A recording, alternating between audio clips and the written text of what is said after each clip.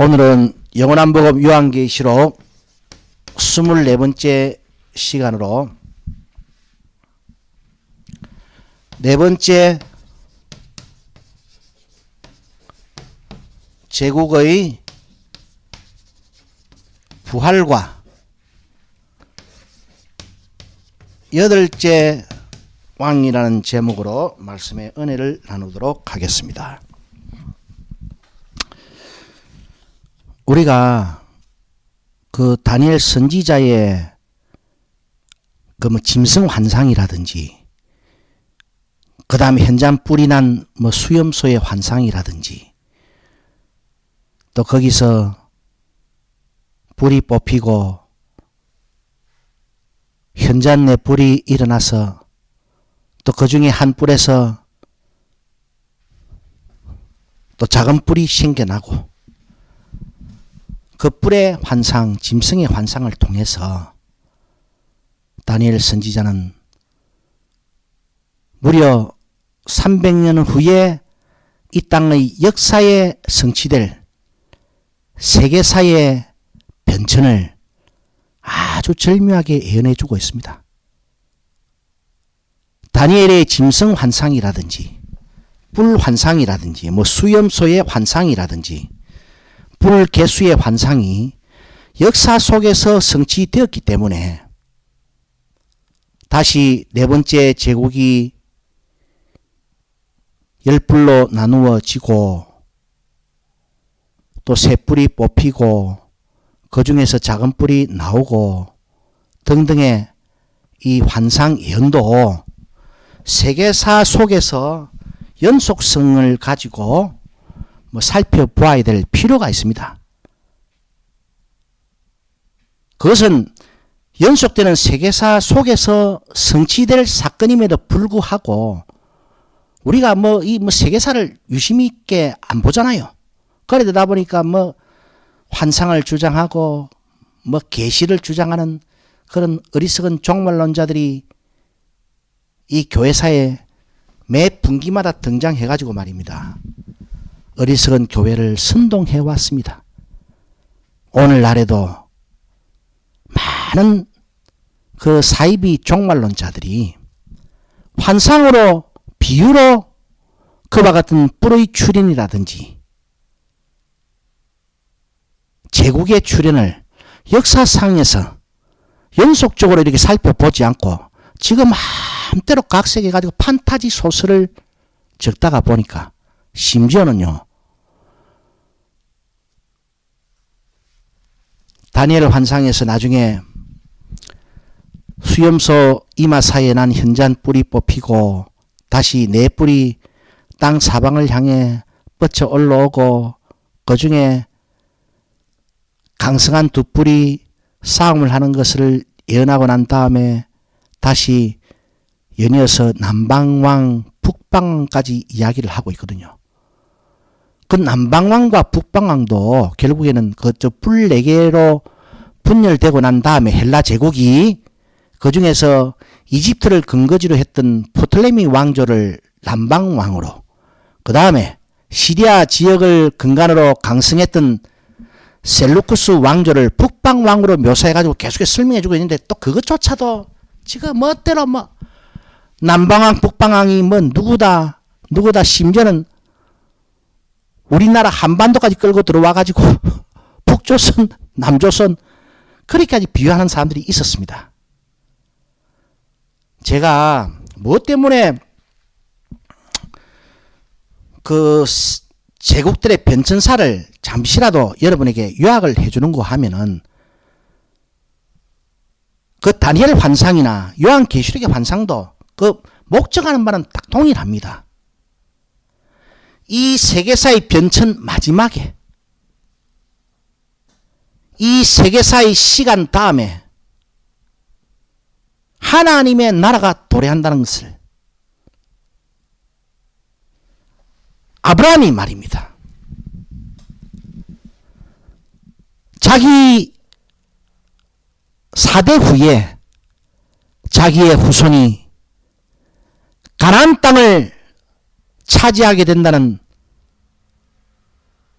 그 환상을 하나님의 약속의 소망으로 부여잡고 살았듯이 교회로 하여금 그와 같은 세계사의 변천이 흐르고 난 다음에 천년이 하루 같고 하루가 천년 같은 시간 안에서 약속된 하나님의 나라가 다가온다는 것을 설명해 주기 위해서, 또 교회로 하여금 믿고 바라보게 하기 위해서 지금은 보이지 않지만 장차 나타날 중하고도 영원한 제국의 영광을 바라보라고 장차 도래할 세계사의 변천을 예언해 주는데, 어리석은 종말론자들이 그것을 갖다가 뭐 비유로 푼답시고 호들갑들을 떨었습니다. 그래도 그들이 여덟째 왕은 도저히 지 마음대로 풀지를 못했어요. 왜? 세계사의 변천 속에서 하나님의 말씀의 성취를 바라보지 않고, 또 하나님께서는 이 세계사가 그렇게 변천해 갈 것이다라는 것을 목적하고 그것을 알게 해주기 위해서 교회에게 그와 같은 환상 예언을 주셨던 것이 아니라, 그와 같은 변천 다음에 마지막에 하나님의 약속된 나라가 도래한다는 것을 장차 나타날 중하고도 영원한 영광을 바라보라고 그 말씀을 주신 거거든요.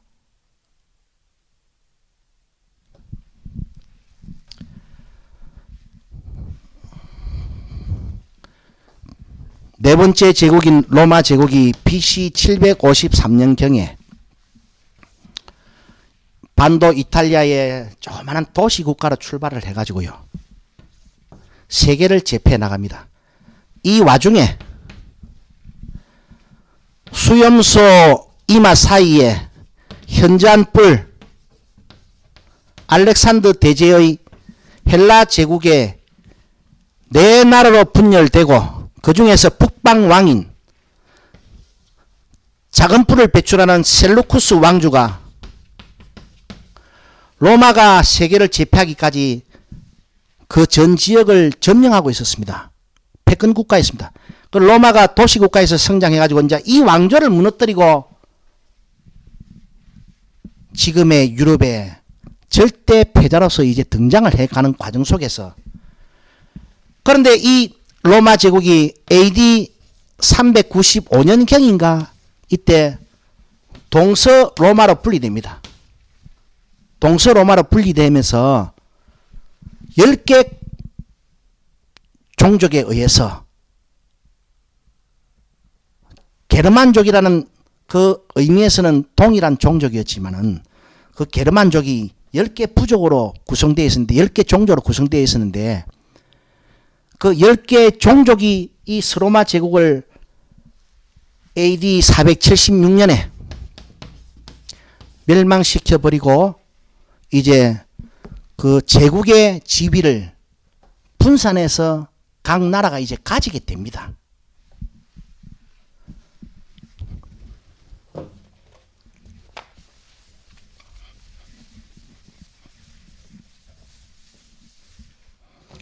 가지게 되는데, AD 476년경부터 이제 서로마 제국의 멸망과 함께 제국의 영토가 게르만족 10개 종족에 의해서 나누어 가지진 후 800년경으로 잡기도 하고 962년경으로 잡기도 하지만은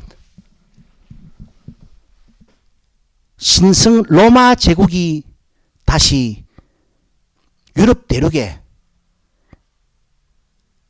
서로마 제국의 지위를 계승해서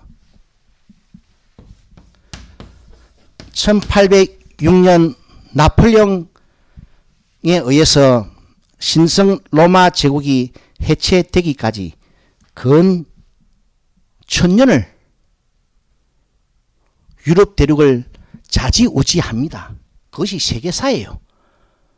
다니엘 선지자의 그 모든 짐승 환상과 뿔 환상이 세계사에서 그대로 성취되듯이 이 역사도 세계사 가운데 그대로 성취되는 겁니다. 이때 476년경에 로마 제국이 멸망했을 때요, 이 로마 시민들의 이 충격은 우리가 지금 상상을 불허할 정도입니다. 그 당시는요, 뭐 15세기까지만 해도 지중해 바다 끝을 지옥으로 알았던 그 그런 인간 세계였습니다. 그때까지 온 유럽을 조국으로 가지고 있었던 로마 시민의 입장에서는요, 이 충격이 너무 커가지고 먼 상태가 돼버린 거예요. 우리가 삼국시대가 지나고 나서 우리나라에도 후삼국시대가 있었잖아요. 후삼국시대를 통일하고 왕건이 다시 한반도의 패자로 등장해가지고 고려를 건국합니다. 삼국시대가 분열되고 나서 통일왕국 신라로 통합되었다가 다시 분리되고 나서 후삼국시대가 들어가잖아요. 그럴 때 후삼국시대로 들어갔던 그 각 지역의 패자들은 다시 삼국시대를 열망하면서요, 삼국시대의 복은 후백제의 견훤 같은 사람은 백제의 복구를 위해서 필생을 전투했던 사람이에요. 후삼국시대가 삼국시대를 열망했던 것 아마 1000배 이상으로 그 넓은 땅덩어리를 1000년 동안 지배했던 로마 제국에서는 AD 476년경에 로마가 게르만족 용병에 의해서 10개의 지역으로 쫙 쪼가리가 났을 때, 10개 뿔로 나뉘어졌을 때, 그 충격이라는 것은 어마무지한 겁니다. 누구보다도 다시 로마의 영광을 재현하고 싶지 않았겠습니까? 특별히 로마 교구의 총대장이었던 훗날의 교황은요, 로마 교회의 1등 대장이었던 후세의 교황은요, 더더욱 그 기독교 제국과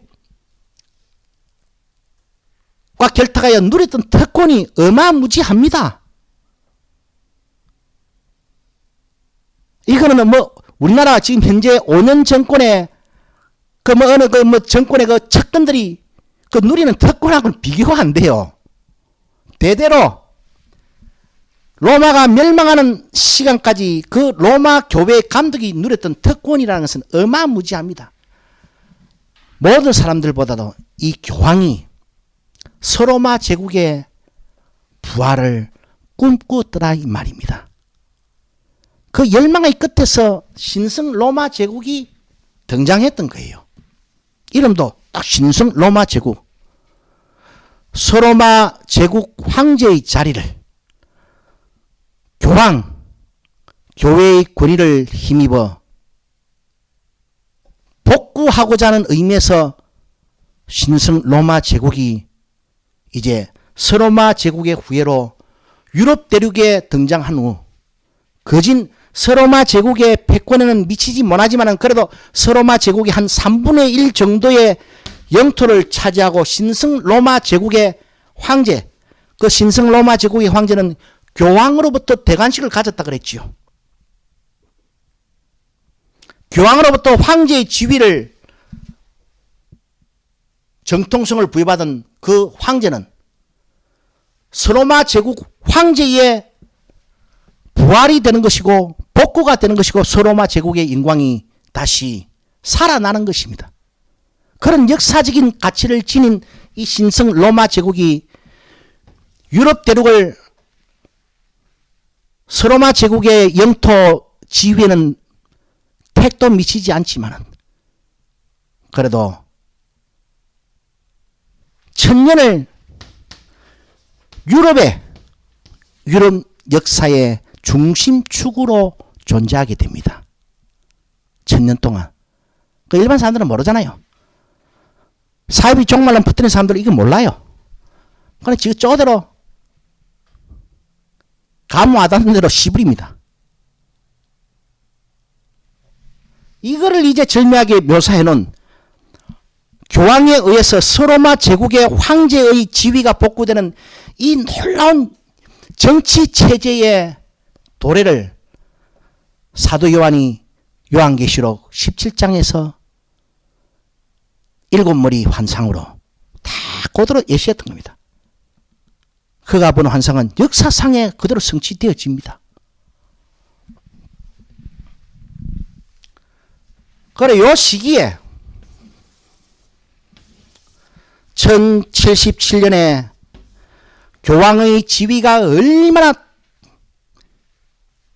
태산과 같았는지 북극성과 같았는지를 보여주는 사건이 카노사의 굴욕 사건이고 1095년부터 1291년까지 근 300년간 몇 차에 걸친 거진 10차에 걸친 십자군 전쟁이 유럽에서 발흥했습니다.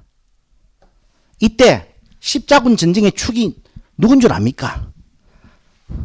앵글로 색선계 게르만족의 영국과 프랑크 계열의 게르만족의 후예인 프랑스, 그러고 신성 로마 제국의 연합군이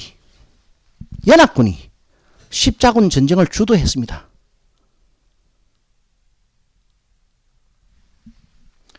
영국과 프랑스는요, 476년 게르만족에 의해서 서로마 제국이 멸망했을 때 게르만의 열부족에 의해서 유럽 대륙이 쪼가리가 나버리는데 영국은 앵글로 색선 게르만족,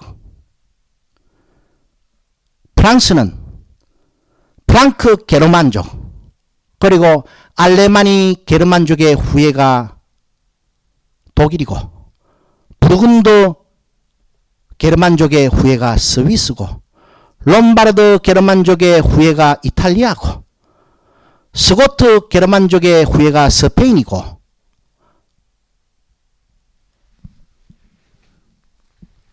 계속해서 그렇게 10개 나라로 분리됐는데 그 중에 세 뿔이 뽑힌다고 그랬잖아요. 동고트와 반달 게르만족, 헤둘리 게르만족이 역사상에서 사라지고 고점에 신성 로마 제국과 교황의 권위가 인간 역사 위에 독특한 정치 시스템으로 정치 제국으로 나타나게 되는 놀라운 사건을 다니엘 선지자는 근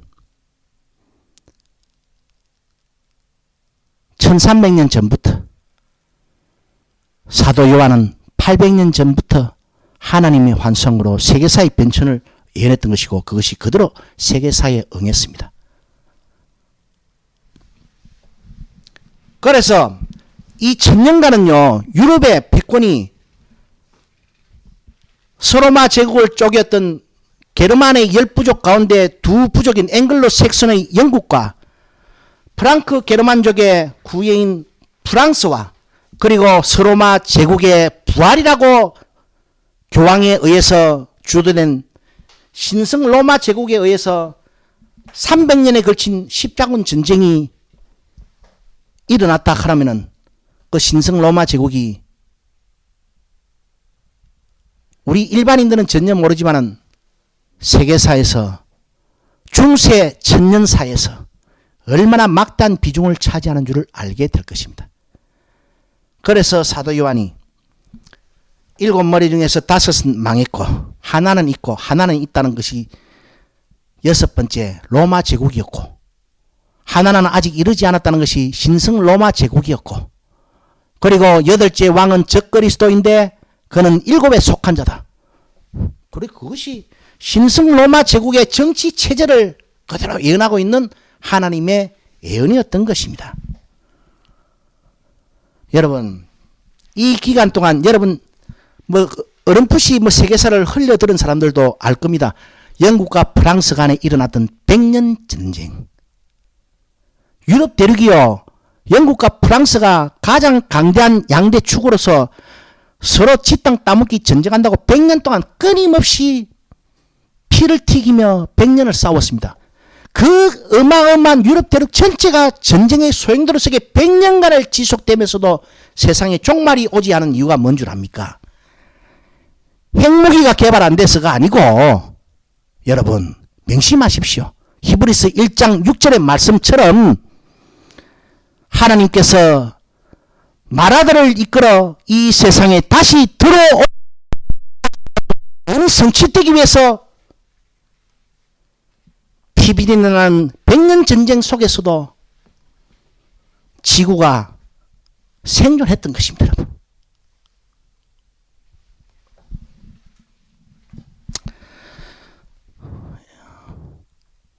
오늘 한 가지만 제가 더 말씀드리고 마치겠습니다. 이 중세 1000년 동안 어떤 일이 있었는가 하나만 또 예를 내가 들어드릴게요. 우리 사도행전에 보면은 베레아 사람들은 굉장히 경건해가지고 밤마다 성경을 상고했다 그랬잖아요.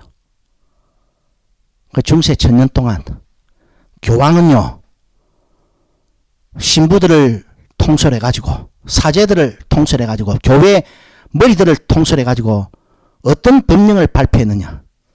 평신도들은 성경책을 읽으면 안 된다라고 공표했습니다.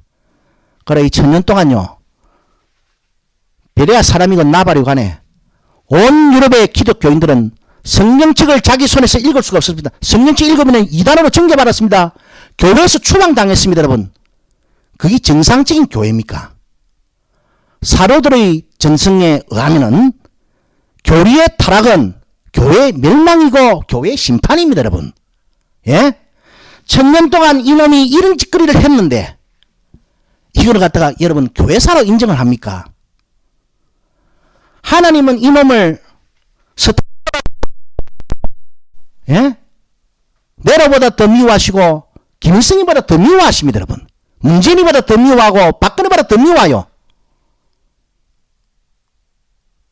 여러분 이놈을 얼마나 미워해봤습니까?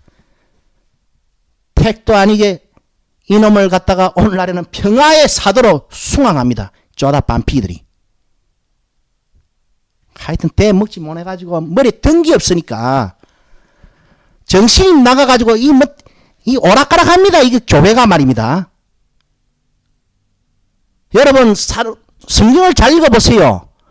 사도들은요 교리가 타락하는 것, 교리가 변질되는 거 용납 안 합니다. 세상에 성령책을 성도들의 손에서 빼앗은 이놈이 이 정상입니까? 이게 1000년 동안 이게 교회가 교회입니까? 이게 쓰레기지.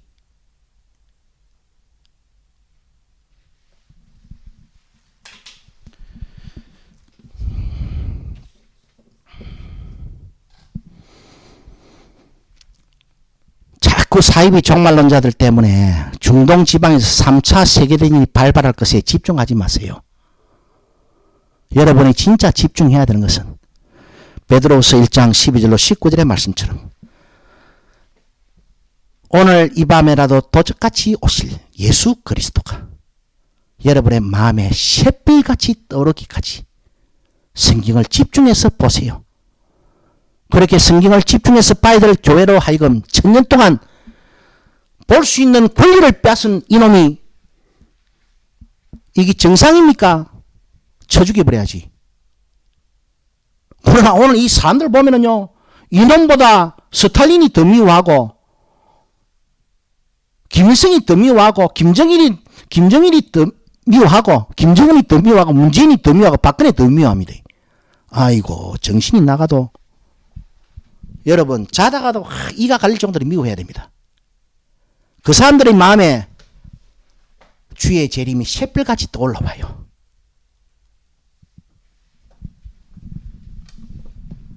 잊지도 않을 표 때리는 666표 맞추는 사건에 집중하지 마시고 누가복음 14장 33절 말씀처럼 모든 소유를 버리기까지 제자도에 순종하는 데 신앙을 집중하십시오.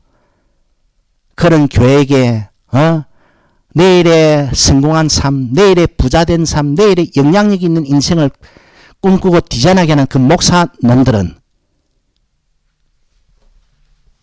마귀 새끼들입니다. 그는.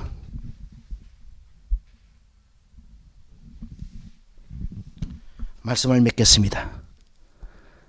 인류사에 중세만 하더라도 세계 도처에서 얼마나 많은 전쟁이 끊일 날 없이 발발했습니다. 핵무기가 개발 안 돼서 지구에 종말이 안 왔던 것이 아니고 여러분 다시 집에 가서 찾아보세요. 히브리서 1장 6절의 말씀에 보면은 마다들을 이끌어 세상에 다시 들어오게 하실 때 있어야 될 것 아닙니까? 세상이. 그래서 아직 지구 종말이 안 온 거예요. 알고 성경 읽으시고 이제 우리가 무엇에 집중해야 될 것인가 깊이 생각해 보시고 반성하는 복된 시간이 되기를 주의 이름으로 축원합니다. 기도 올리겠습니다.